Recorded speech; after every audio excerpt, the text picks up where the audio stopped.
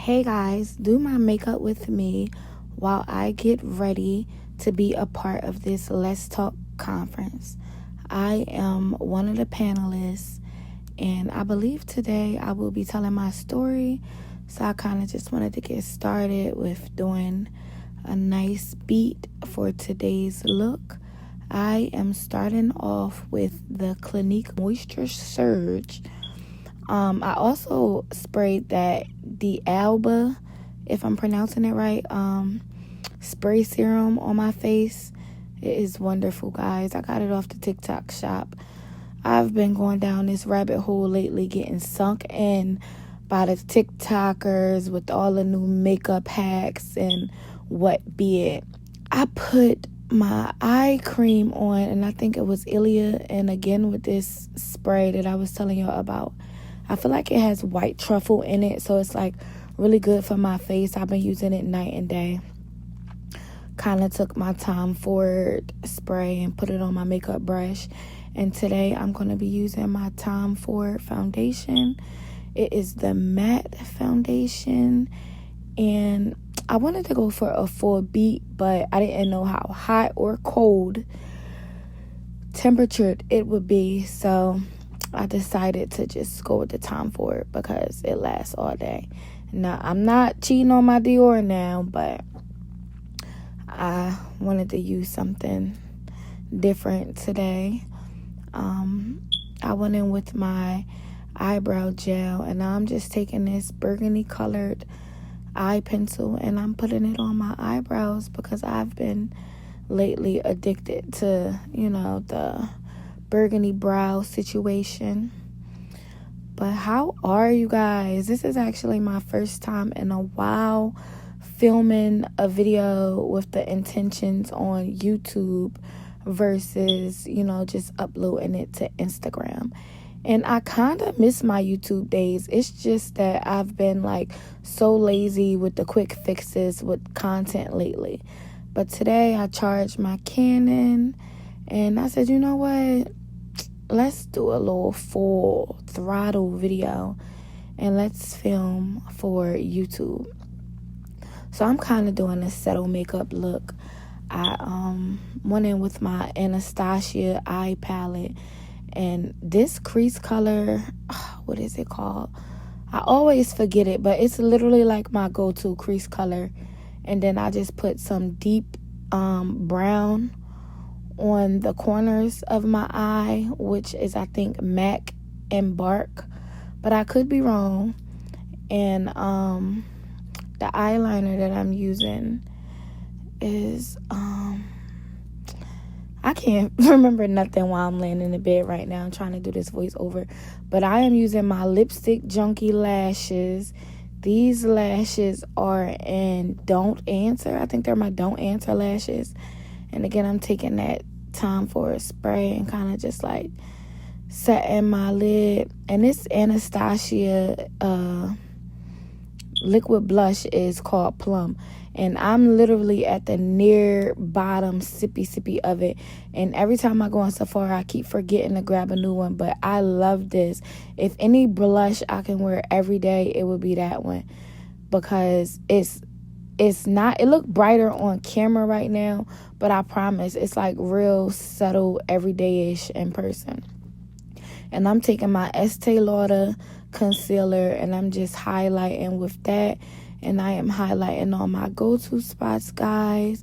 And I'm going to blend that in with my Hourglass concealer brush. I love this brush. Anything Hourglass makes is just made with love. Down from the foundation, the concealer, the spray, their focus spray. I haven't used my focus spray in a while, but it's one of my go-to sprays when I'm done my makeup. But not gonna lie, and I'm not saying this because I work for the company, but the Estee Lauder new formulas are tea. Seriously, it's so tea. The way this concealer is maneuvering under my eyes, the way that it is blurring, the way that it is blending, this might be my best friend for the summertime. It leaves my skin feeling matte, but still feeling like skin. It's not like overdoing nothing at all. I'm not mad at it. And I'm going in with my one size pink powder, and I'm just slightly setting my face with that because that leaves a blur look. And then I'm going to take my Givenchy powder and put that on the rest of my face. Now, normally I wouldn't go for a full matte look, but I know once I'm done with my sprays, it's going to kind of like bring that glow back to my face. So I'm kind of like using a lot of different products. That's really what have your skin feeling so matte. I'm going in with my Gucci bronzer, and I'm just going to bronze my face with that, contour like so. I really love this bronzer because it's blurring. So it gives you that smooth blurring effect. And then I just take my Anastasia blush. Y'all know what I'm trying to say. I take that bronzer and I contour my nose with it because it's more settled.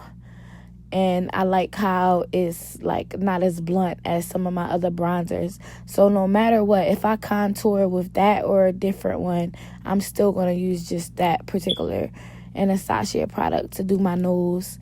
And then I went in with a blue Sephora eyeliner, and then I'm using Sephora blue mascara for my bottom lashes, and I use my Anastasia mascara for my top lashes. And now I'm just taking my Huda Beauty, I don't know if this is banana bread, and I just kind of went over top of what I already set with it just because that adds a super blurring effect.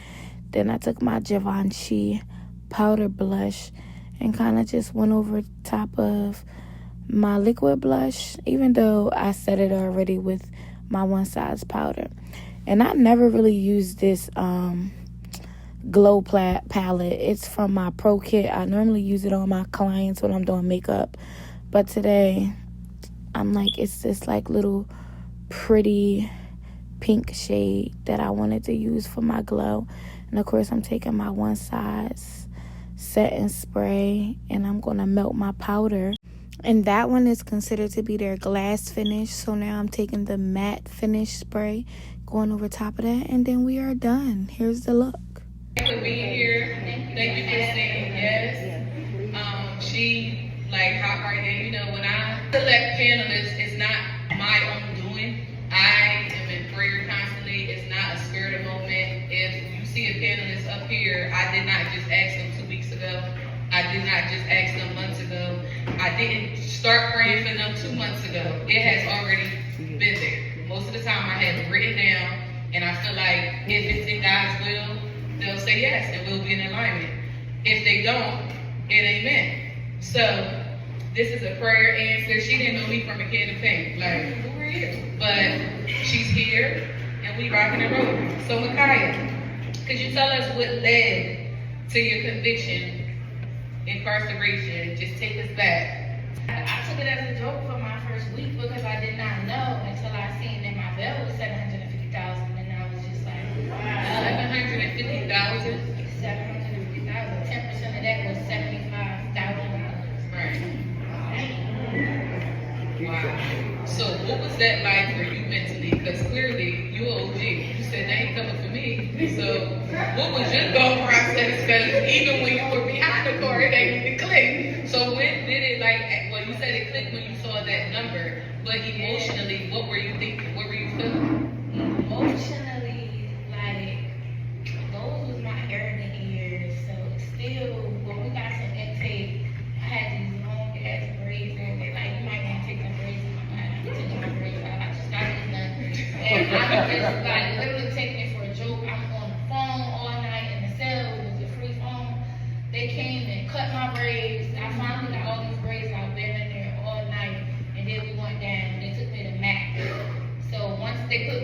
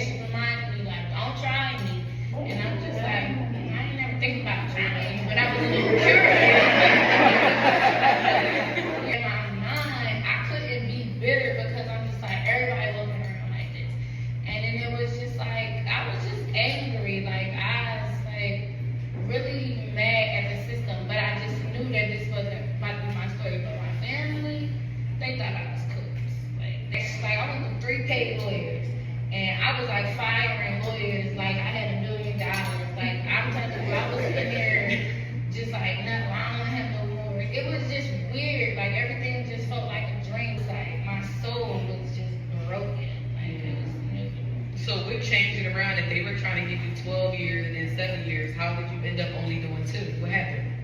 I don't know. That's a good question. I used to write. I had this Judge Capuzzi. I used to write him all the time. And you're not supposed to. They say you're not supposed to show people your discovery. You're not supposed to get none of it out until you go to trial. But they kept pushing my court dates back. So every time I would go to court, I would look like you look shattered up. But I'm not about to give up. And eventually he told me in court, like, Makai, stop writing my chambers. But in my soul, I feel like that's what got me out of jail. So you have a unique story. I was definitely over your life. So what would you tell like someone who went through that? Because Rashana said 15 days. You talking 2 years. How